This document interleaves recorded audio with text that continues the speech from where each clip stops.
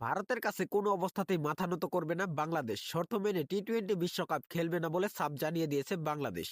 সম্প্রতি আইসিসির নিরাপত্তা বিভাগ বাংলাদেশ ক্রিকেট বোর্ডকে একটি চিঠি পাঠিয়েছে। সেই চিঠিতে বলা হয়েছে ভারতে বিশ্বকাপ খেলতে গেলে বাংলাদেশ দলের নিরাপত্তা ঝুঁকি হতে পারে। আইসিসির ওই চিঠিতে তিনটি বিষয় উল্লেখ করা হয়। প্রথমত, যদি মুস্তাফিজুর রহমান দলে থাকেন। দ্বিতীয়ত, যদি বাংলাদেশের সমর্থকরা জাতীয় পতাকা বা জার্সি পরে ঘোরাফেরা করেন।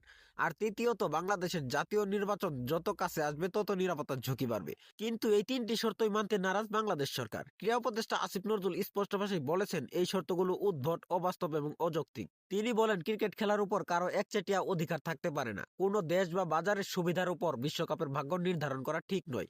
আরো বলেন, আইসিসি যদি সত্যি এক বৈশ্বিক সংস্থা হয়ে থাকে তাহলে শুধু ভারতের কথাই উঠা বসা করা চলবে না। বাংলাদেশ যদি ভারতে নিরাপদ না থাকে তাহলে আমাদের ম্যাচ অন্য দেশে, যেমন শ্রীলঙ্কায় আয়োজন করা হোক।